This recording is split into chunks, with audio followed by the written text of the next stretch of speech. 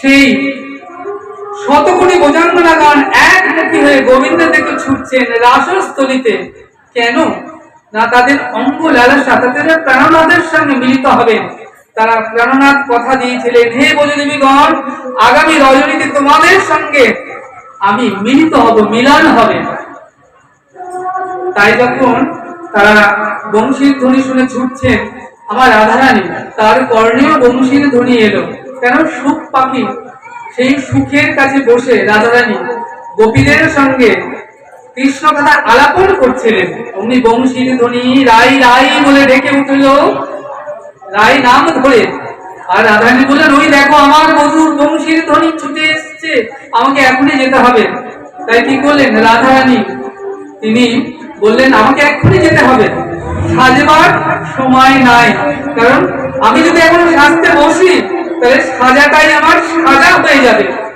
তাই রাধারানী বলেন, আমার তো সাজবার কোনো প্রয়োজন নেই, এত সেজে আছি। কিভাবে সেজে আছি? আমার নয়ন কৃষ্ণ দর্শনে, তাহলে আমার নয়ন ভূষণ কৃষ্ণ দর্শনে, তাহলে আমার কর্ণ কিভাবে সেজছি? কৃষ্ণ গুণ গানে, আমার হস্ত আমার বধূর চরণ সেবায়, আর দেহ প্রীতি রসে। তাহলে আমি তো সেজেই বসে আছি, আমি আর সাজবো কেন?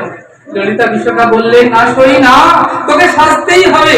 ললিতা বিশাখা প্রেমময়ী রাধারানীকে খুব সুন্দর করে সাজিয়ে দিচ্ছেন। রাসস্থলে যাবেন তো, তাহলে কি করে সাজাচ্ছেন? দেহে অগুরু চন্দনে খুব সুন্দর করে রাধারানীকে সাজিয়ে দিলেন প্রাণ ভরে। তাই রাধারানী কি করছেন?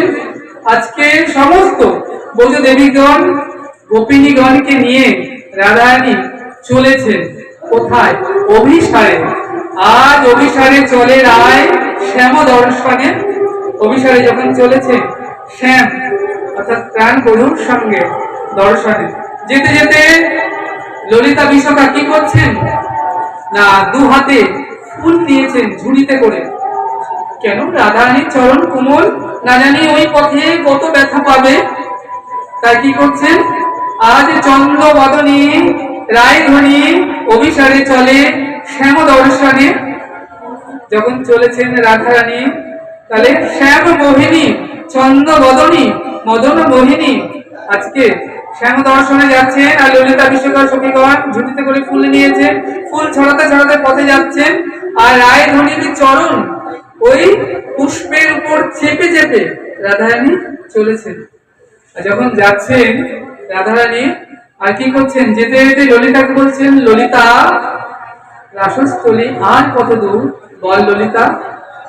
এখন বংশী বটে শ্যাম কি করেছেন না, অধরের মুরলি নিয়ে বৃন্দাবনে যমুনা কুলে নিয়ে অধরের মুরলি নিয়ে শ্যাম দাঁড়িয়ে আছেন। আর শতকোটি ভুজঙ্গনাগণ একমুখী হয়ে যখন ছুটে এলেন তার কাছে, গোবিন্দ ভুজঙ্গনাগণকে ডেকে বললেন, হে ভুজঙ্গনাগণ, তোমরা কেন এসেছো আমার কাছে এই নিশীথে, এই রাতের বেলা? শোনো, যার স্বামী থাকে সে নারীদের উপপতির কাছে আসতে নেই। স্বামী মূর্খ হোক, অজ্ঞানী হোক, রোগগ্রস্ত হোক, তবুও সে তোমার জেনে রাখবে স্বামী। তুমি যদি সেই স্বামীকে ত্যাগ করে উপপতি পর স্বামীর কাছে যাও, তবে তোমাকে নরকগামী হতেই হবে। তাই তোমরা আমার কাছে কেন এসেছো? যাও যাও, প্রিয়জনের কাছে ফিরে যাও। স্বামীরা তোমাকে দুশ্চিন্তা করছে, স্ত্রী পুত্র পরিবার প্রিয়জনেরা তোমার জন্য চিন্তাগ্রস্ত হচ্ছে। তাতে করে এই রাতে দেখো আকাশে পূর্ণচন্দ্র উদিত হয়েছে। আজ বৃন্দাবনে অধিক চাঁদের আলো। কেন না, আকাশে পূর্ণচন্দ্র 16 কলায় পূর্ণ, আর নিচে বৃন্দাবন চন্দ্র 64 কলা। তাহলে দুটো চাঁদ আজ একত্রিত হয়, বৃন্দাবনে যেন অধিক আলো হয়েছে। আর যে বৃন্দাবনে অধিক আলো হয়েছে, বৃন্দাবনের যত সুগন্ধি ফুল, ফুলপল্লিকা, জ্যোতি মালতী পুষ্পিত হয়ে গিয়েছে, যেগুলো পুষ্পিত হওয়ার কথা না, আর পুষ্পিত যেই হয়ে গিয়েছে, আর ভ্রমর গুনগুন গুনগুন গুনগুন করতে করতে ফুলের কাছে ছুটে আসছে, ফুলের মধু খাবে বলে।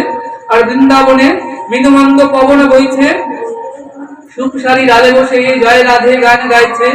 তাহলে অলির কুঞ্জন, কোকিলের কুঞ্জন, কাননে কাননে পুষ্প, আর পবন মৃদুমন্দ বইছে, ফুলের সৌরভে বৃন্দাবনে অপ্রাকৃত সৌন্দর্য।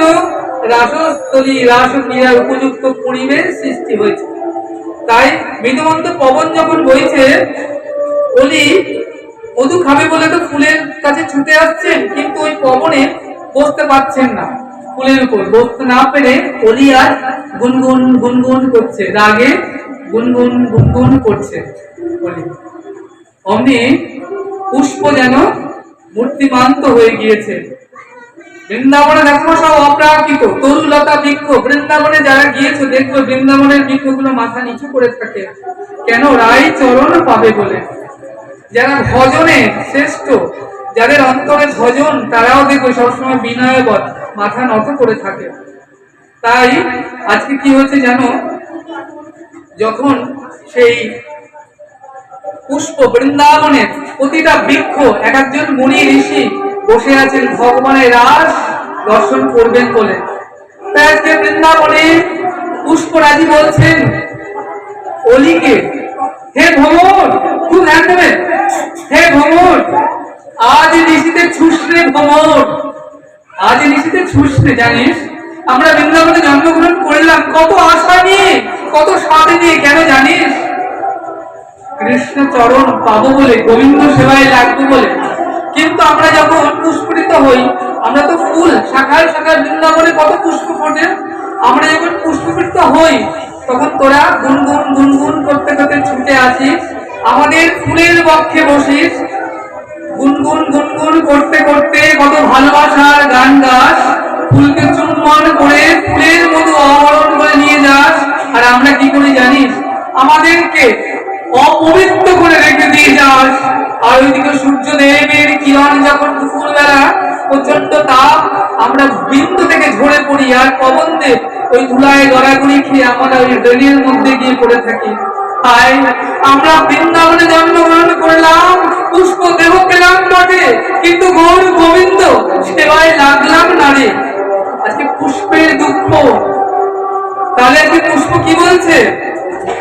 সত্য পুষ্পরিত যে ফুলগুলো বৃন্দাবনে ফুটে উঠেছে, দেখো ফুলের দুটো সত্তার যে ফুলগুলো ঝরে পড়েছে, ঝরে পড়া ফুলগুলো, সত্য পুষ্পরিত ফুলগুলোকে দেখে বলছে, হে পুষ্প, ফুটেছিস তোরা, কিন্তু দেখ আমাদের মতো তোরা যেন অকালে ঝরে যাস না। আমাদের তো গৌর গোবিন্দ সেবাই করো না, আমরা যেমন এলাম তেমনি গেলাম। তোরা কি করবি জানিস?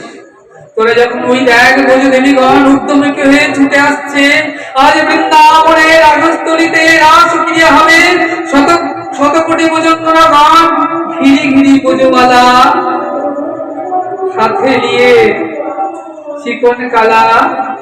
আজ তোরা যখন বোজঙ্গনা গান ছুটে যাবে, তোরা কি করবি? রাধে রাধে বলে তাদের চরণে গিয়ে পড়বি, তোদের পুষ্প জীবন ধন্য হবে। মা ফুল যখন ফোটে জানো, ফুল শুধু ভাবে যদি কোনো ভক্তের নয়নে পড়তাম, আমার যদি সৎসঙ্গ সাধুসঙ্গ হতো, তাহলে ভক্ত পুষ্প চয়ন করে নিয়ে মালা গেঁথে গৌর গোবিন্দ সেবাতে দিত। অহো ভাগ্য আমার, পুষ্প জন্ম ধন্য হতো। আর তা না করে পুষ্প ফুল কিন্তু কত কাজে লাগে জানো? মরা মানুষের খাট সাজে ফুল, কিন্তু বিয়ে বাড়ির খাট সাজে ফুল, কিন্তু ঘর সাজে ফুল, চোখের জলে কাঁদে। আমার পুষ্প যেন বিফলে গেল, অহো ভাগ্য আমার, গৌর গোবিন্দ সেবায় লাগলাম না, কেন আমি সাধুসঙ্গ সাধুসঙ্গ পেলাম না? সাধুসঙ্গ সাধুসঙ্গ সর্বশাস্ত্রে কয়, লবমাত্র সাধুসঙ্গে সর্বসিদ্ধি হয়। তাহলে সাধুসঙ্গের মহিমা কিন্তু অপার। শাস্ত্র বললেন, কোন ভাগ্যে কারোর যদি শ্রদ্ধা হয়, শ্রদ্ধা শব্দে সুদূর নিশ্চয়, তবে সেজন সৎসঙ্গ সাধুসঙ্গ করায়। সাধুসঙ্গ হইতে হবে শ্রবণ কীর্তন, শ্রবণ কীর্তন হইতে হবে অনর্থ নিবর্তন, জীবের অনর্থ নিবর্তিত হলে জীবের নিষ্ঠা হয়, নিষ্ঠা হইতে শ্রবণার্থে রুচি উপজয়, সেই রুচি হইতে হয় ভক্তের আসক্তি প্রচুর, আসক্তি হইতে চিত্ত জানবে কৃষ্ণ প্রীতির অঙ্কুর, সেই অঙ্কুর গাঢ় হলে ধর প্রেম নাম, সেই নামে জীবের শ্রদ্ধানন্দ ধাম। তাহলে মা সাধুসঙ্গ কিন্তু যে সে কথা নয়। আজকে তোমরা কত ভাগ্যবতী রমণী, আজকে যারা এখানে এসেছো মা, কত ভাগ্যবান ভাগ্যবতী, সৎসঙ্গে সাধুসঙ্গে হরিকথায় এসেছো। কত রাত তো আমরা ঘুমিয়েই কাটাই, কত কত অকাজে কুকাজে কাটাই, কিন্তু আজকে দেখো কি আমাদের পরম সুকৃতি, আমার গৌর গোবিন্দের কি পরম কৃপা, আজ আমাদের ভাগবতের সৎসঙ্গ সাধুসঙ্গ কৃষ্ণ কথায় বসিয়ে দিয়েছে, তাতে করে রাস পঞ্চম কথায় আমরা শ্রবণ করছি। এই কথা শ্রবণ করলে কিন্তু আবার বলছি পুনর্জন্ম আর হয় না, কামনা চিরতরে দূরীভূত হয়। এই কথা শ্রবণ করলে ব্যাক টু গডহেড, ভগবানের ধাম প্রাপ্ত হয়। আর জনম মরণ, এই যে পুনঃ পুনঃ জননাম, পুনঃ পুনঃ মরণাম, পুনঃ পুনঃ মাতৃ জনকের শরণাম আর হতে হয় না। তাহলে এই কথা অতীব দুর্লভ, কথা মৃতম। তাই আজকে কি হলো জানো?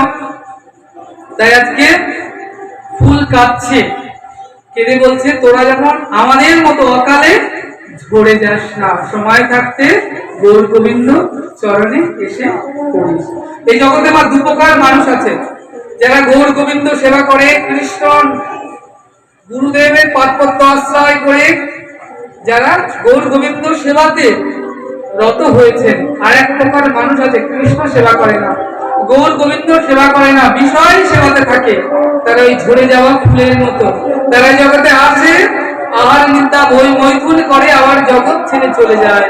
তারা অনন্ত কাল ধরে অনন্ত দুঃখের সাগরে ভাসে, তাদের আর গৌর গোবিন্দ চরণ প্রাপ্ত হওয়া সম্ভবই হয় না, তাই না?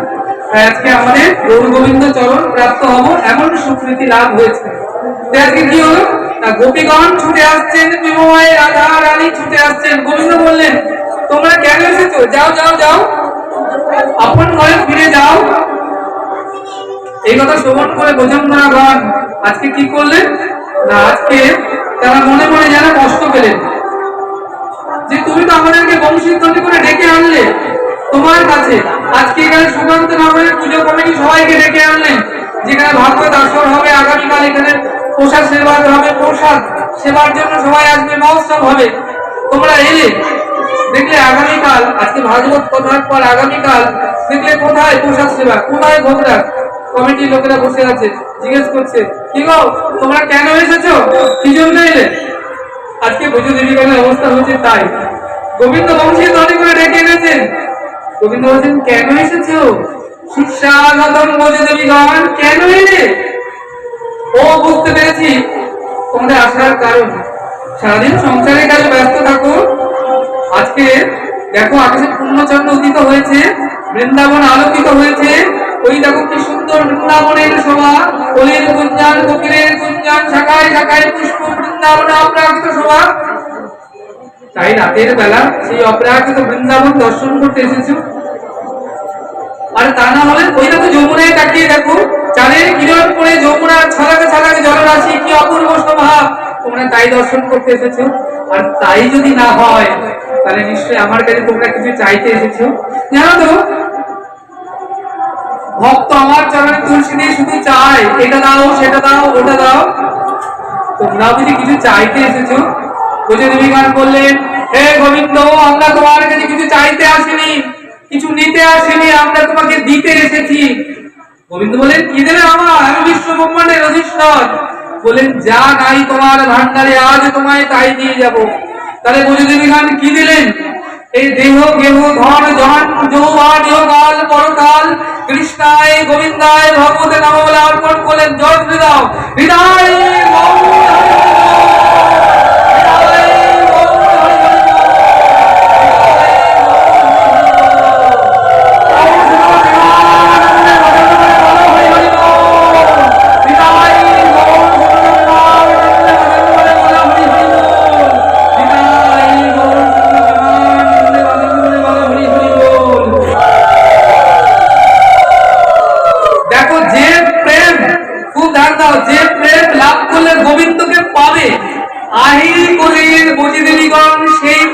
জন্মদাত্রী। বুঝতে পারলেন? তাহলে আজকে ভোজদেবীগণ রাসস্থলীতে এলেন, মাঝখানে আমার গোবিন্দ রাধারানীকে রেখে সমস্ত গোপীগণ ঘিরে ঘিরে ব্রজবালা, মাঝে লয়ে নন্দলালা। তাহলে কি হবে? মহারাজ যত গোপী তত কৃষ্ণ। তাহলে আজকে যত গোপী তত কৃষ্ণ, বোঝে দুইবার ভাবছেন ভাগ্য, আমাদের কি সৌভাগ্য, আমাদের মতো আমার ভাগ্যবতী রমণী কেউ আছে? দেখো আমরা কৃষ্ণের সাথে সাথী। তাহলে আজকে কি হলো? আজকে মহারাস শুরু হলো। রাস হলো ভক্ত ভগবানের মিলন। আজকে মা আমাদের আসরে পাঠের বিষয়বস্তু ছিল রাসলীলা প্রবেশিকা। আমরা এই পর্যন্ত আজকে আস্বাদন করলাম। এর পরের আস্বাদন আগামী কালকে শনিবার, পরের শনিবার ভাগবত কথা আছে। তোমাদের এই দুর্গা মণ্ডপ, তোমরা জানো একটু এগোলেই কিছু দূর গেলে দুর্গা মণ্ডপ আছে। দুর্গা মণ্ডপে এর পরবর্তী অংশ, ওখানে আস্বাদন হবে মহারাস। সে কথা দুর্গা মণ্ডপে হবে 7টায়। আর আবার বলে দিই, তোমরা যারা আজকের ভাগবত কথা আবার শুনতে চাও, ইউটিউবে গিয়ে সার্চ করবে গৌর কথা শ্যামসুন্দর দাস গোস্বামী, বারাসাত লিখলেই সঙ্গে সঙ্গে এসে যাবে চ্যানেল। সাবস্ক্রাইব করবে। আর একবার যত জোর আছে প্রেম সে জয় তুলে দেবে, বলো নিতাই গৌর প্রেমানন্দে বলো হরি হরি বল, নিতাই গৌর প্রেমানন্দে বলো হরি হরি বল, নিতাই গৌর প্রেমানন্দে বলো হরি হরি বল। জয় জয় শ্রী রাধে শ্যাম, জয় জয় শ্রী রাধে শ্যাম, জয় জয় শ্রী রাধে শ্যাম, জয় হো জয় হো জয় হো। অপূর্ব। আমি যাবো না, যারা যারা দেবে এখানে রুমালের মধ্যে ঠাকুর সেবার জন্য দিতে পারো।